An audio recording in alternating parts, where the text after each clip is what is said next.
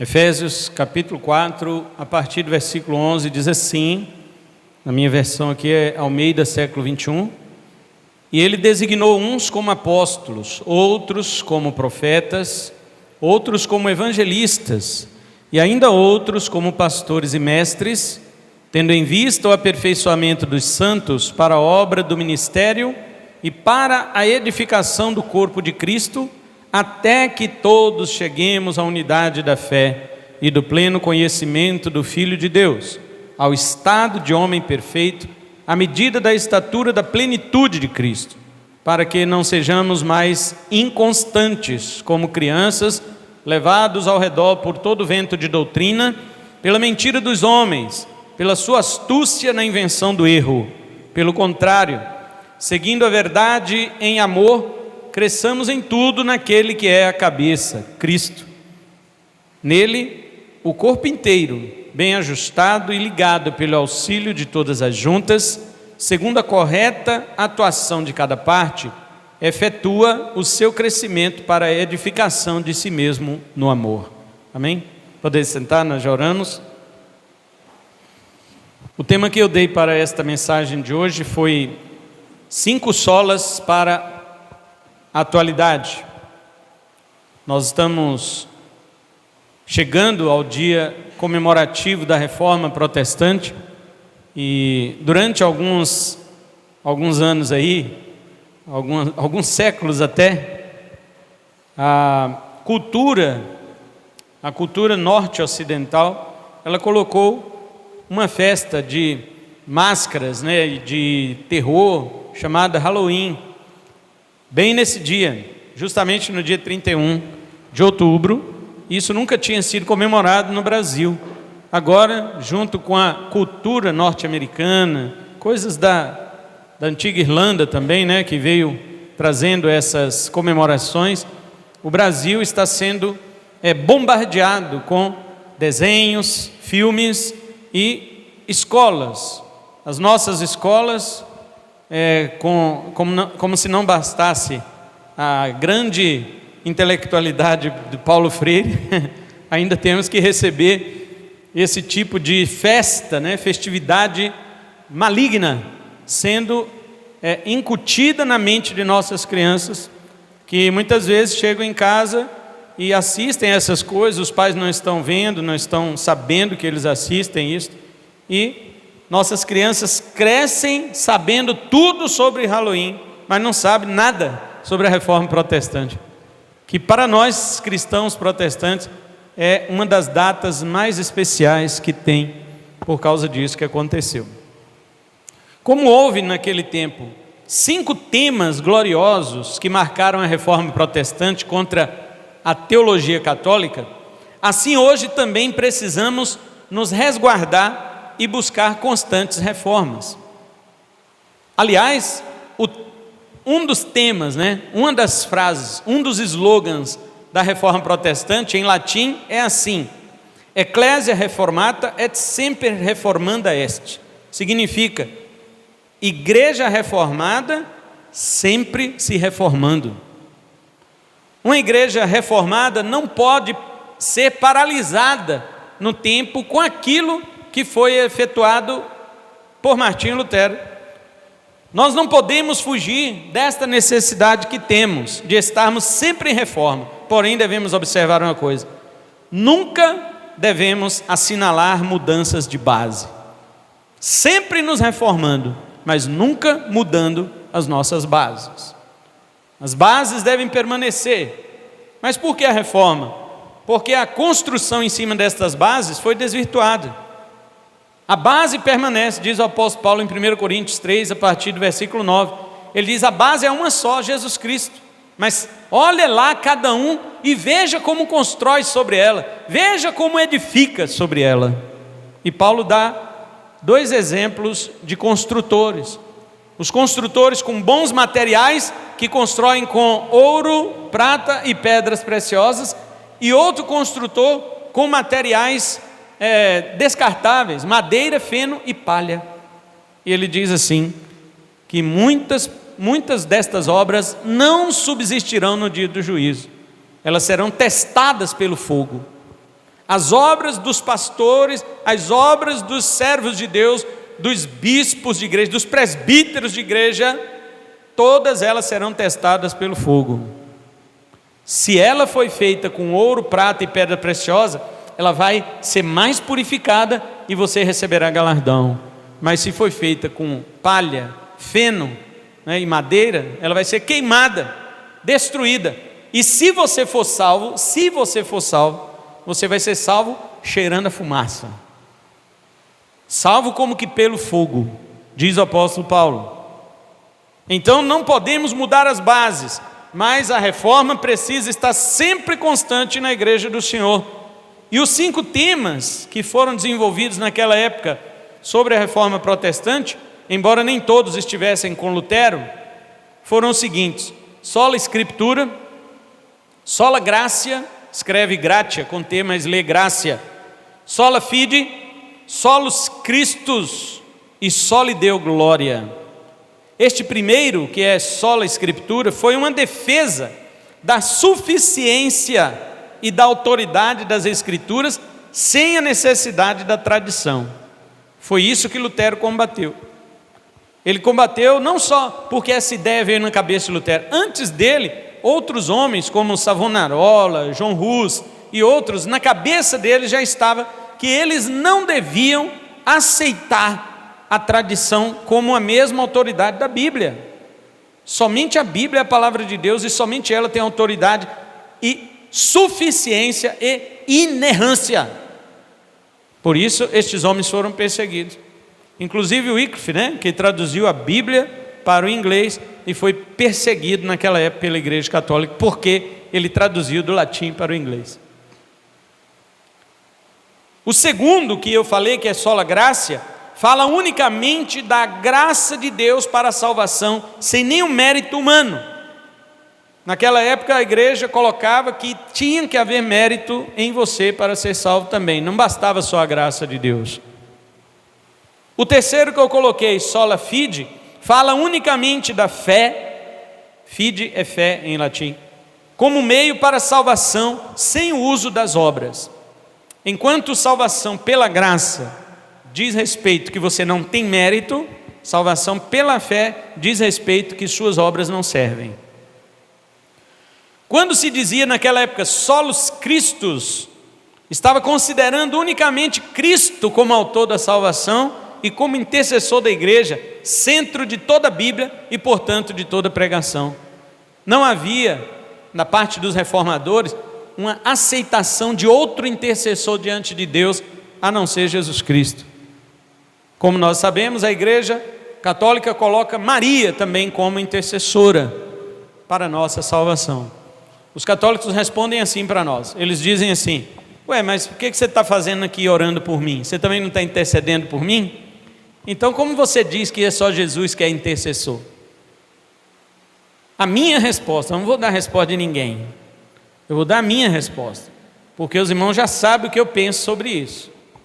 A minha resposta é a seguinte: eu não estou orando para você ser salvo, por isso que eu não digo para que você ore para alguém ser salvo. Você quer que alguém seja salvo? Vai lá pregar o evangelho para ele, fica orando em casa não.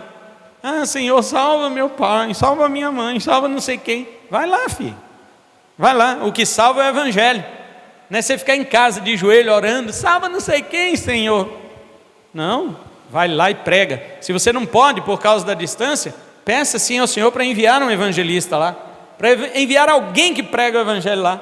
Porque se você começa a orar, ó Deus, salva fulano de tal, vai acontecer algumas coisas. Primeiro, que Deus não vai salvar todos que você pedir. Deus não vai salvar. Agora eu digo uma coisa: se Jesus pedir, Deus salva.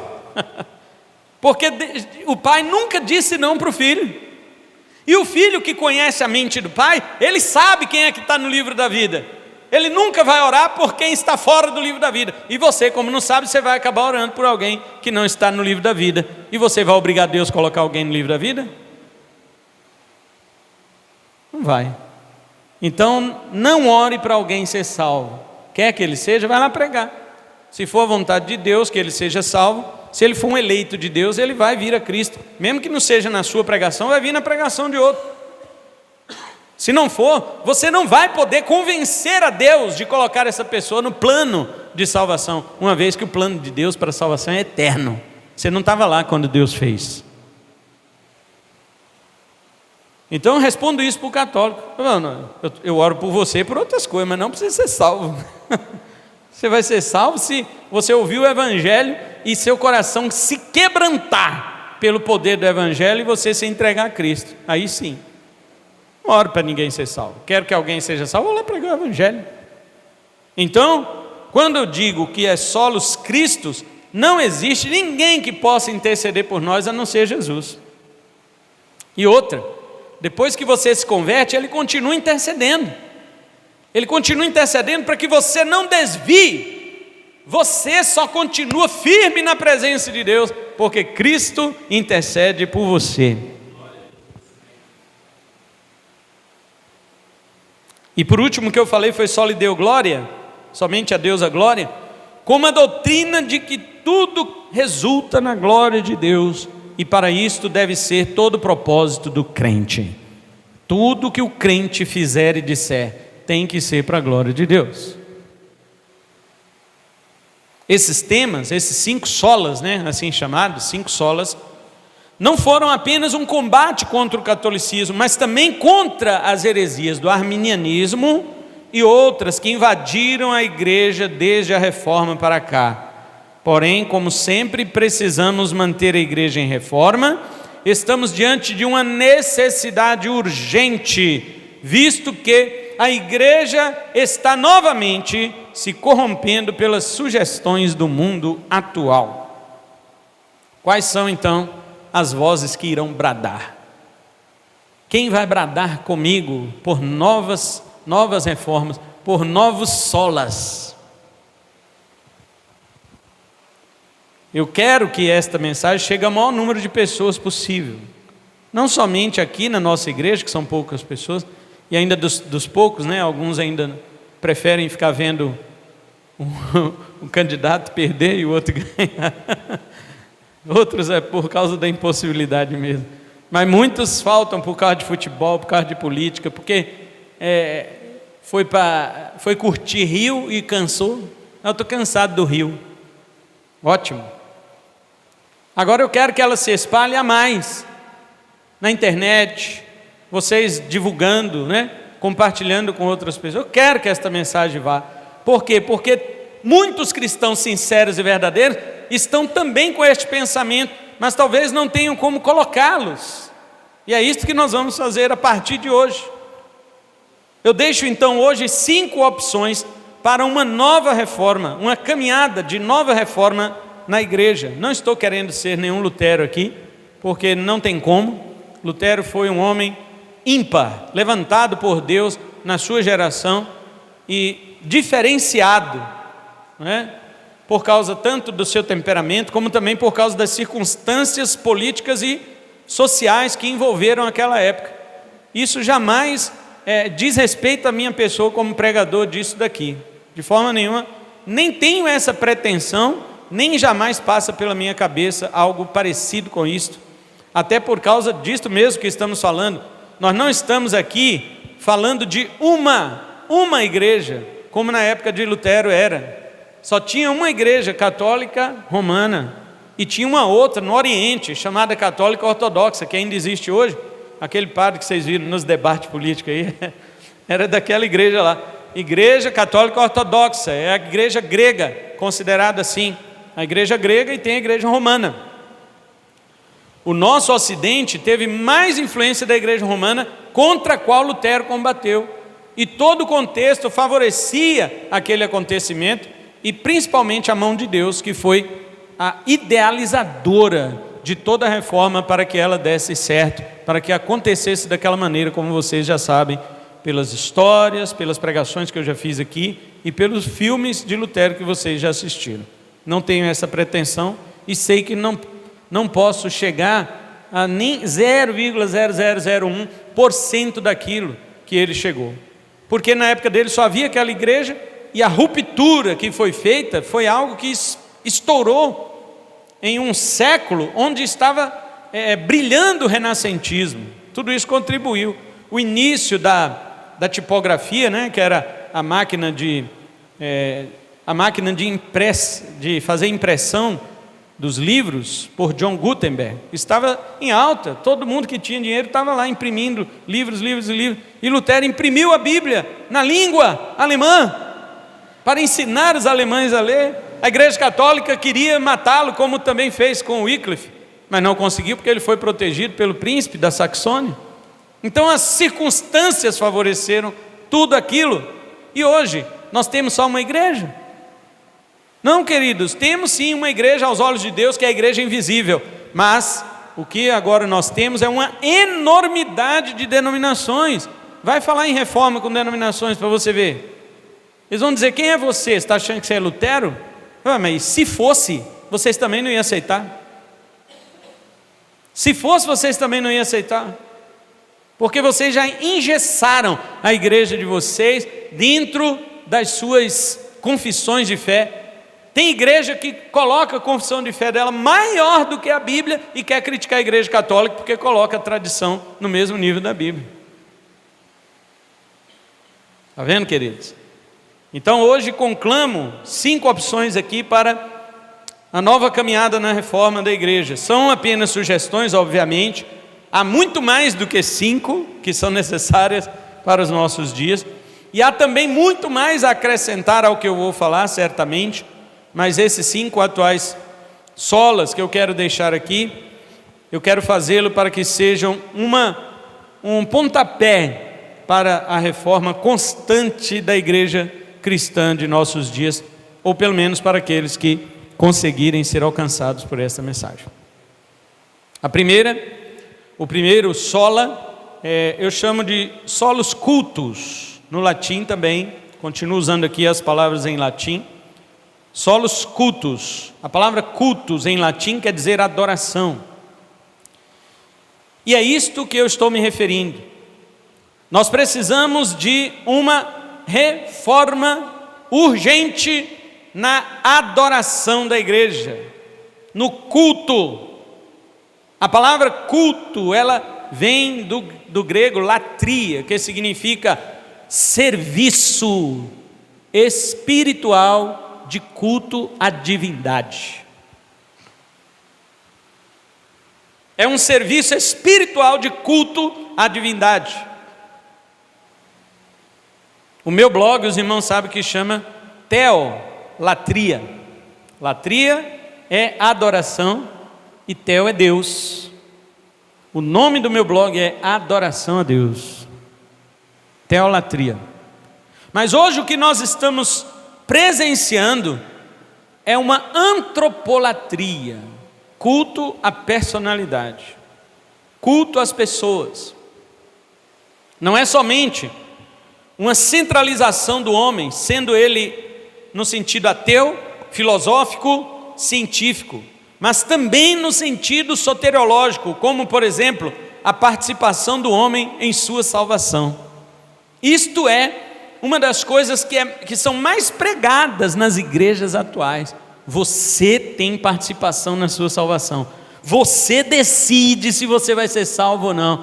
Isto é pregado nas igrejas atualmente, colocando o homem no centro, colocando o homem com um poder que ele não tem, colocando o livre-arbítrio como se o livre-arbítrio fosse algo real, e não é.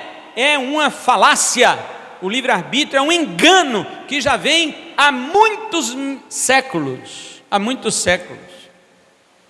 enganando a igreja e as pessoas acreditando nisso, desde a época dos pais da igreja, principalmente com a pessoa de Pelágio, né, que foi combatido por Agostinho no século IV. Esse erro sempre existiu na igreja, e não só, eu retrocedi até os dias de Agostinho, né? Mas ele estava presente nos dias de Paulo, não do livre-arbítrio em si, mas da salvação pelas obras. Quando você lê a carta aos Gálatas, por exemplo, você vê Paulo combatendo quem? Os judaizantes, os judeus que haviam se convertido ao cristianismo e que estavam querendo trazer elementos judaicos para dentro da igreja e obrigar os gentios a guardar a lei de Moisés para serem salvos. E Paulo disse para eles: Gálatas, vocês estão loucos. Paulo chama os Gálatas de loucos. Pode ler capítulo 1, verso 3. Aliás, contrário, capítulo 3, verso 1. Lê lá. Paulo diz: Gálatas loucos, quem seduziu vocês? Vocês começaram no espírito e agora querem terminar na carne? Sabe, espírito e carne significa ali? Não é Espírito Santo e a carne e as obras do pecado, não. Paulo está dizendo: vocês começaram no evangelho da graça, estão querendo terminar pela lei? Vocês acham que a graça de Deus salvadora não tem condição de santificar vocês? Vocês precisam da lei para ser santificados? Que tolice é essa, Gálatas? Na época de Paulo já havia pessoas que pregavam a salvação pelas obras da lei. Mais tarde, na época de Agostinho, com os pelagianos, como eu já falei aqui, proclamando salvação por méritos próprios, porque Pelágio negava o pecado original. Pelágio dizia que a criança nasce sem pecado. Pelágio ensinava que a criança nasce como Adão antes do pecado, e o que corrompia a criança era a sociedade. E posteriormente a Pelágio veio o semi-pelagianismo, que é a doutrina da Igreja Católica até hoje sobre a salvação. Semi-pelagianismo quer dizer, nem tudo que Pelágio falou, mas também nem tudo que Agostinho falou. E aí pegaram uma coisa de cada e fizeram uma doutrina de salvação que até hoje é crida pelos católicos romanos, que chama-se semi-pelagianismo. Depois disso, depois da reforma protestante de Martinho Lutero, veio um homem chamado Armínio, Jacó Armínio. Este homem era calvinista. E uma vez ele foi dar uma palestra sobre a doutrina da predestinação. Quem que ele foi estudar? Em vez de estudar apóstolo Paulo, em vez de estudar Agostinho, em vez de estudar Calvino e Lutero, ele foi estudar Pelágio, que já havia falado das heresias no século IV. E ele acabou ficando convencido de que existe o livre-arbítrio e passou a defender o lado oposto daquilo que os reformadores suaram tanto para conquistar. Os irmãos percebem porque eu falei aquele dia na pregação que igrejas pentecostais, arminianas, celebrando o dia da reforma, e vieram trazer convite aqui. Eu perguntei: mas o que vocês têm a ver com a reforma? Vocês são arminianos, vocês defendem o livre-arbítrio, vocês defendem pautas que não tinham nada a ver com a reforma. Aquilo que a reforma combateu, vocês defendem. Se vocês estivessem vivos hoje, aliás, se vocês estivessem vivos naquela época, vocês entregariam Lutero nas mãos da Igreja Católica. E como é que vocês querem celebrar a reforma agora? Está vendo, irmãos? Por isso, depois da reforma protestante, surgiu o arminianismo com Jacó Armínio, surgiu o molinismo com um padre jesuíta chamado Molino, e surgiu outras doutrinas semelhantes, amiraldianismo, e várias doutrinas semelhantes sobre a salvação, sempre colocando na mão do homem a condição que ele tem para ser salvo diante de Deus. Você acha que isso é o quê? Antropolatria, adoração do homem, culto à personalidade. Então o que fizeram os puritanos, que são os reformados da igreja inglesa do século XVII, o que eles fizeram quando eles perceberam que essas coisas já estavam se misturando tudo novamente? Eles estabeleceram na época do puritanismo inglês a doutrina chamada princípio regulador do culto. Veja que nós estamos falando aqui de hoje só os cultos, né? Estamos falando sobre somente o culto a Deus. O que é o princípio regulador do culto? Eles estabeleceram isso para bater contra o livro comum da oração que era usado nas igrejas anglicanas. As igrejas anglicanas é a igreja, vamos dizer assim, a igreja principal da Inglaterra, igual a católica é a principal no Brasil, sabe? A igreja católica é a principal no Brasil. Lá na Inglaterra, a principal não é a católica, é a anglicana, igreja anglicana. Porque nessa época aqui, do século XVI, o rei Henrique VIII, ele queria se divorciar mais uma vez e casar mais uma vez, e a igreja católica não permitiu. Então o rei Henrique VIII, ele disse o quê? Olha, já está acontecendo a reforma em vários países. Na Alemanha, na Suíça, né, com Zwinglio, na Alemanha com Lutero, na Suíça com Zwinglio, e vários outros lugares está acontecendo essa reforma. Eu vou aproveitar e fazer uma reforma aqui na Inglaterra também. Ele foi lá e rompeu com o Papa. Eles eram católicos, mas ele rompeu com o Papa porque o Papa não queria deixar ele fazer o divórcio dele, para ele casar com outra. Aí ele falou, então a partir de hoje não é mais o catolicismo que manda aqui na Inglaterra. Aí ele usou essa palavra anglicanismo, que vem da palavra anglo, porque a Inglaterra vem dos anglo-saxões, né? Então anglicanismo é a religião oficial da Inglaterra. E eles estabeleceram um livro comum de oração, que continha toda a liturgia de uma igreja que deveria ser a igreja estatal da Inglaterra, no lugar da igreja católica, que é a igreja anglicana. Porém, nesse livro de oração comum, existia muitas coisas da liturgia parecidas com a igreja católica. O que os puritanos fizeram? Os puritanos estabeleceram o PRC, Princípio Regulador do Culto, onde eles combatiam e rejeitavam muitas coisas que estavam no livro de oração comum da igreja anglicana, para que eles realmente fossem uma igreja diferente da igreja católica lá na Inglaterra. Esse PRC, que é o Princípio Regulador do Culto, era o seguinte, ele funcionava o seguinte: só pode ter no culto aquilo que contém como mandamento ou exemplo nas páginas do Novo Testamento, tá certo? Compreenderam o que é o PRC? Princípio Regulador do Culto só vai ter no culto o que tem na Bíblia. O que não tem, não vai ter no culto. Se algo não contém nas páginas de descrição do Novo Testamento, fica fora do culto reformado. Uma dança, por exemplo, tem dança no Novo Testamento? No culto? Não tem. Tem no Antigo Testamento, né? Não é que está escrito no Antigo Testamento sim, dançarás, não é isso, não é um mandamento, não é uma prescrição, é uma descrição. Havia dança no culto do Antigo Testamento, mas no Novo não tem. Então, como não há nem descrição e nem prescrição no Novo Mandamento para dança no culto, então o PRC, que é o Princípio Regulador do Culto, cortou a dança. Uma dança não pode fazer parte de um culto porque não faz parte das cartas dos apóstolos. Por exemplo, não existe bater palmas no culto no Novo Testamento. Você já leu em alguma parte do Novo Testamento que durante um culto pode bater palma? Não tem. Então o PRC, que é o Princípio Regulador do Culto, tira as palmas, não vai bater palma.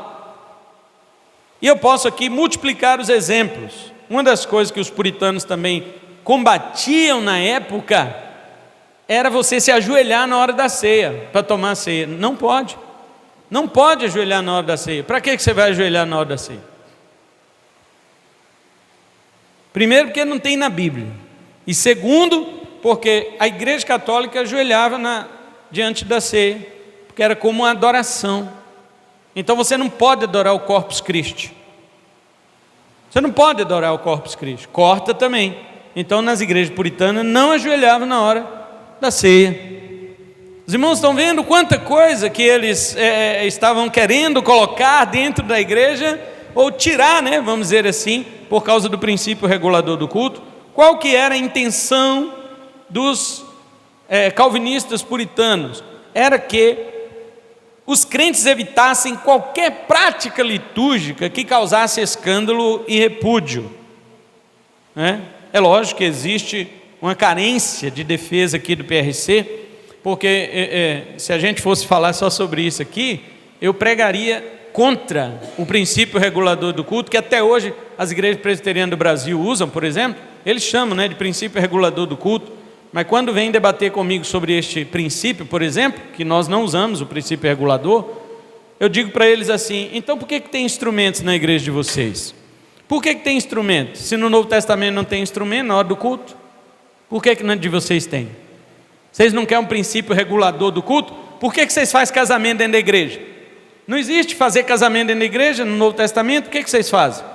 Por que vocês usam a aliança de casamento na mão esquerda, se isso é coisa que vem do paganismo?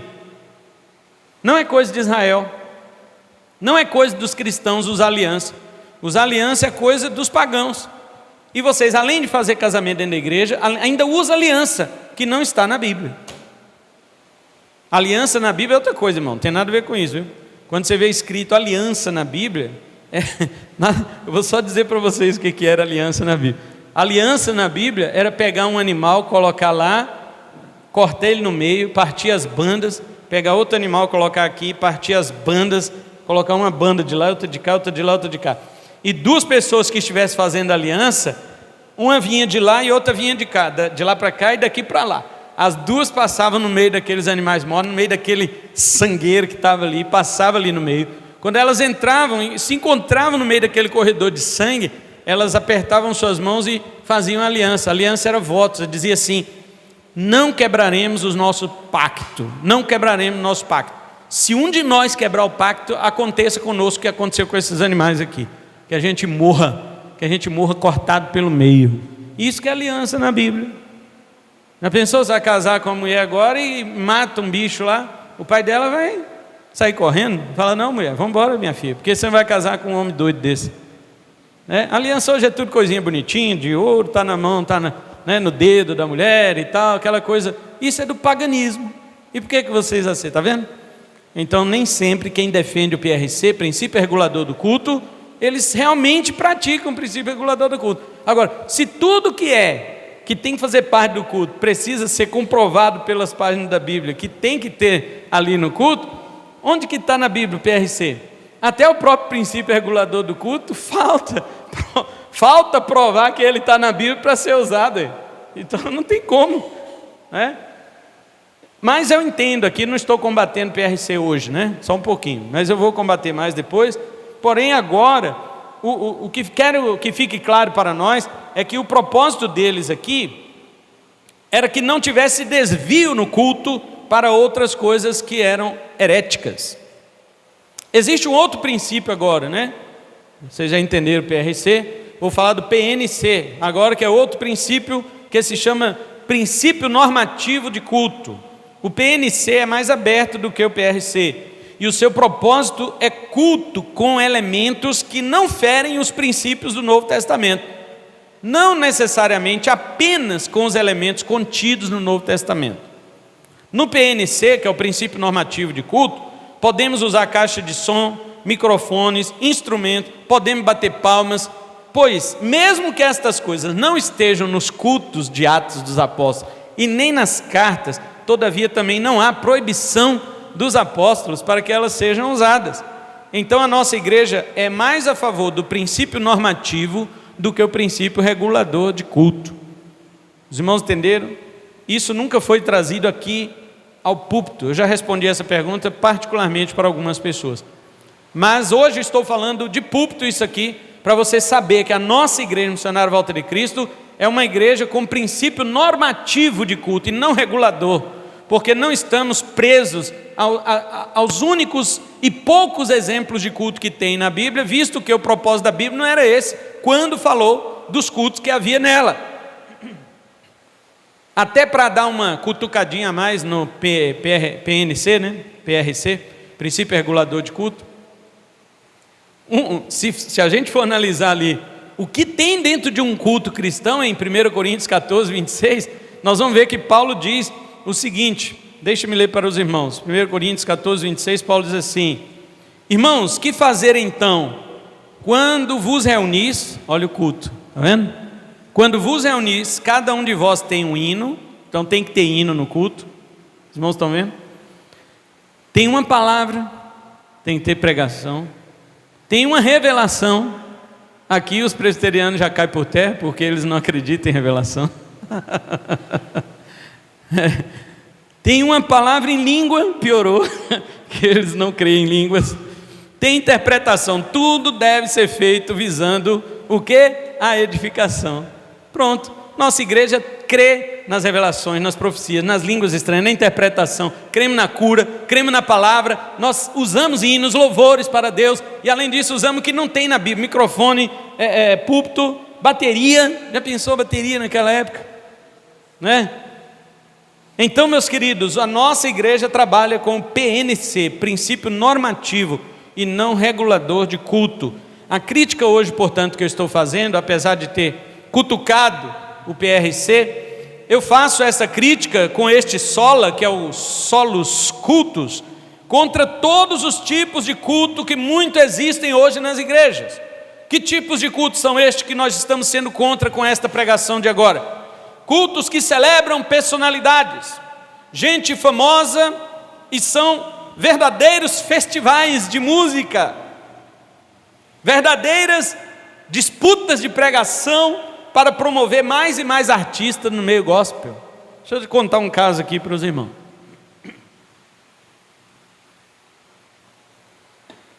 Guarda que eu estou falando hoje sobre culto, adoração. Precisamos reformar os cultos. É isso que eu estou falando. Existe vamos dizer assim, um festival de pregações que todo ano acontece em Camboriú, Santa Catarina. É chamado Gideões da Última Hora. É a maior palhaçada que existe no meio evangélico. Tá bom? Para quem gosta de assistir esses berreiros, essas palavras mentirosas que são pregadas lá, saiba de uma coisa: para quem quer começar um ministério de pregação no topo e já ser conhecido no Brasil, quer ser famoso nacionalmente e quer começar pelo caminho errado dos Gideões da Última Hora, em Camboriú, há 10 anos atrás pagava 50 mil para pregar lá. Pagava! Não é recebia para pregar, porque ele sai de lá e vai cobrar dos outros, para pregar na igreja dos outros. Mas para ir lá eles pagam. Há 10 anos atrás, 50 mil que eles pagavam para pregar, para ver se os chefões de lá apoiavam eles nas suas pregações. Se apoiassem, então eles iam soltar o cara. Ia fazer o cara um merchan. Fazer o merchan para o cara se tornar famoso, conhecido no Brasil inteiro, como se tornou aquele tolo do Yosef Akiva. Pensa num cara bobo. Só pregação ridícula. Mas ele sabe falar hebraico. Ele estudou hebraico. Ele estudou em sinagoga, estudou com um judeu. Então ele fala hebraico, todo mundo... é verdade. Irmão, se falar hebraico fosse sinal da verdade, aqueles homens que mataram a Jesus estavam certos, porque eles falavam hebraico. Melhor do que os de hoje.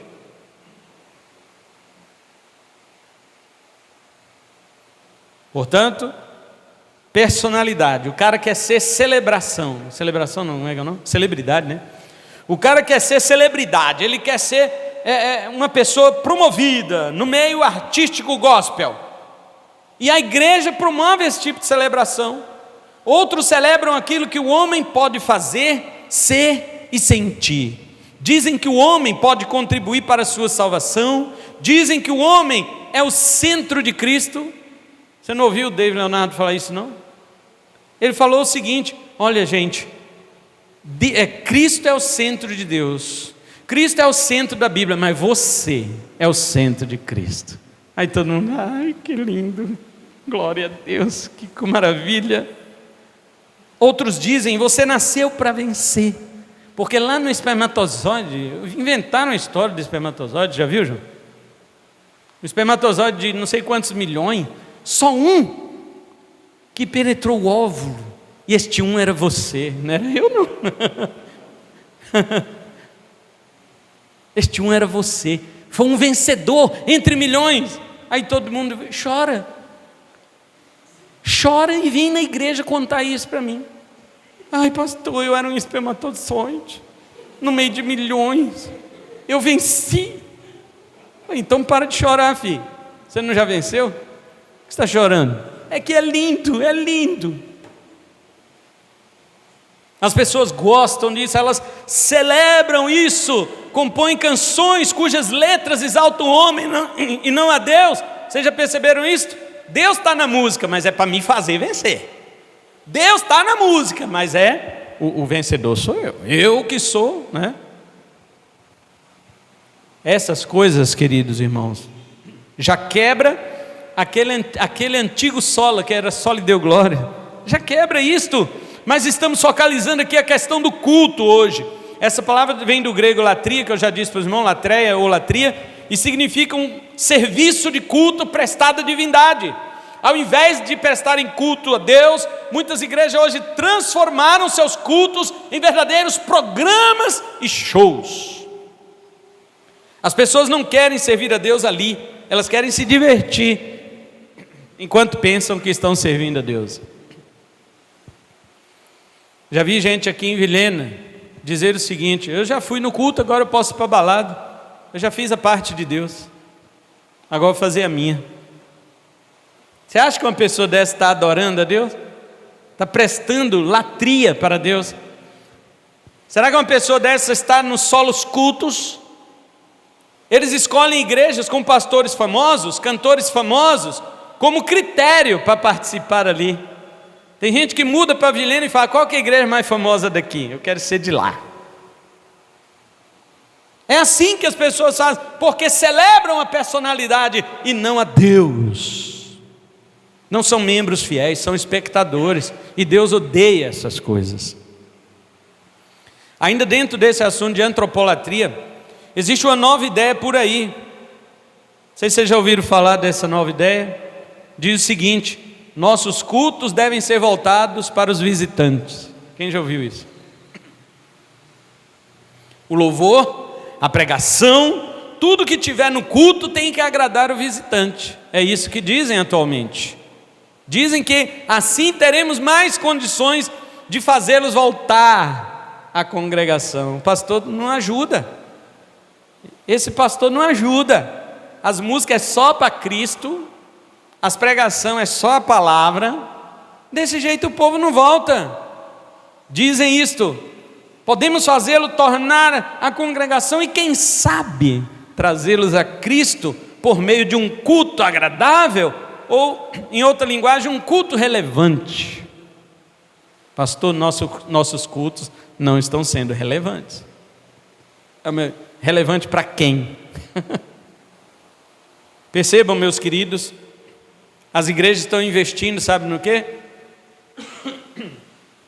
Coffee breaks. As igrejas estão investindo nisso. Quando você sair da igreja tem um coffee break lá, tem tipo uma lanchonete, um lugarzinho de você tomar um cafezinho. Não é mineirinho? Os mineirinhos que gostam. Tem um lugarzinho de tomar um cafezinho. Tem um lanchinho. Não, a igreja pode promover isso, né? Não, mas já tem um lugar específico. É Coffee Break Jesus Christ.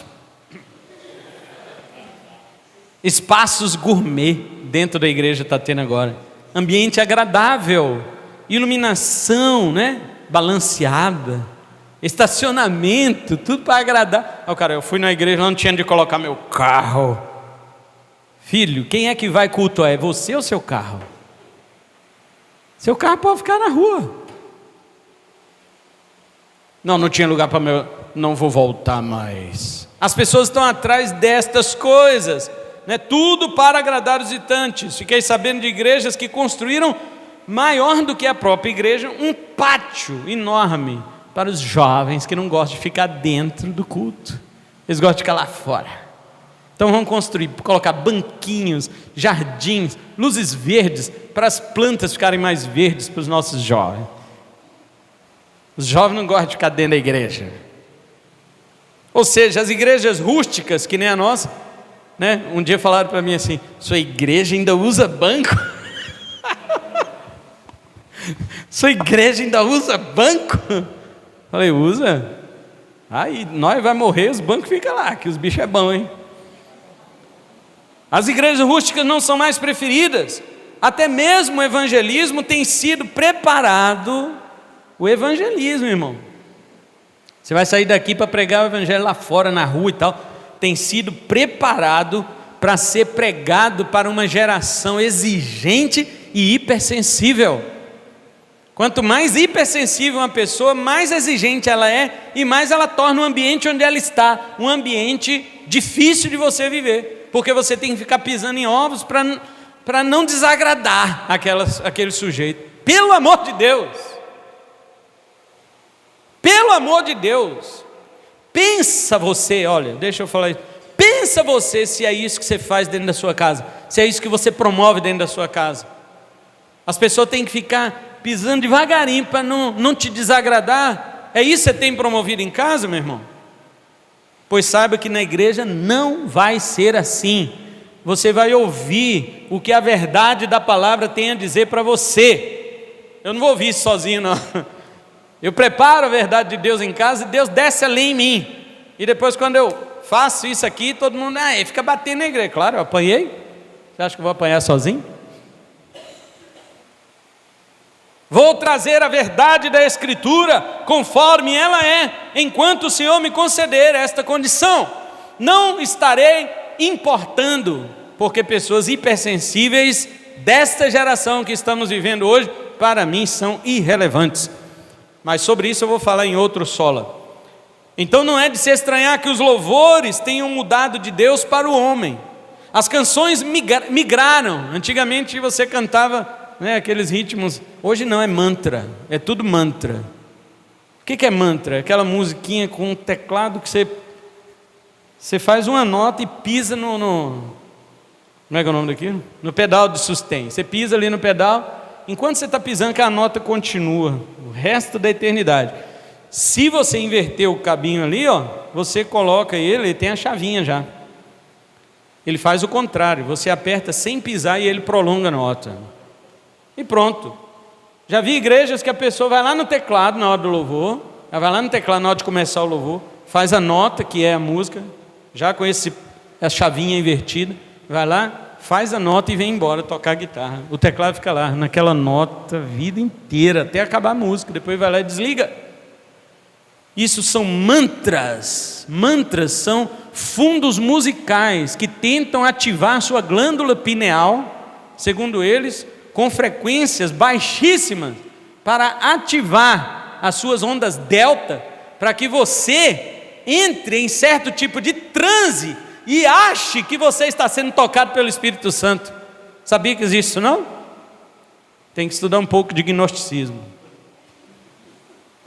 Repetitivo, ambientes escuros para ter tudo a ver com aquele momento emocional, letras melancólicas, tudo isso para agradar o homem e deixá-lo à vontade em um ambiente de culto. Ainda outras igrejas permanecem com aquela heresia condenada por Paulo em Colossenses 2,18, culto a anjos, angelolatria. A angelolatria, igualmente a antropolatria, está presente em muitos cultos. Pessoas veem anjos por todo lado. Uma vez terminou um culto, uma pessoa veio me procurar e falou: pastor do céu, na hora daquela oração, eu vi uns 4 anjos ali naquela porta. Eu falei: e Jesus, você viu? Não, Jesus não é importante, né? Importante são os anjos. Se eu vi 4 anjos aqui, e se eu falar então, irmãos, o anjo estava aí no fundo, glória, a gente pulando no fundo, estava aqui na frente, agora é os da frente que vai pular, passou no meio agora, os irmãos do meio começam a rastelar. Muitas igrejas são assim, transformam seus cultos em angelolatria, vendo anjos por todo lado, cantando para anjo, né? Músicas cantadas para anjo. Tem anjos voando neste lugar, no meio do povo, em cima do altar, subindo e descendo. Parece a escada de Jacó. Se é que é anjo de Deus, se é que é anjo de Deus. Não sei se a igreja subiu, se o céu desceu, só sei que está lotado de anjos de Deus. Anjo? O que é? Colocam os anjos como defensores, como guardiães, dizendo ter recebido suas mensagens. Olha, irmão, o anjo de Deus me falou. Rapaz, anjos que são de Deus mesmo rejeitam a adoração, sabia?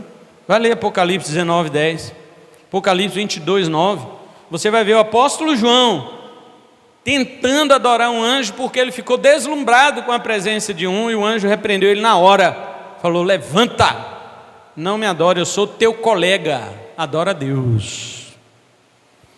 Um anjo é esplendoroso, se ele manifestar como ele é para alguém, nossa tendência é cair de joelhos mesmo. Mas se ele é de Deus, ele vai mandar você levantar. Não, levanta, adora a Deus.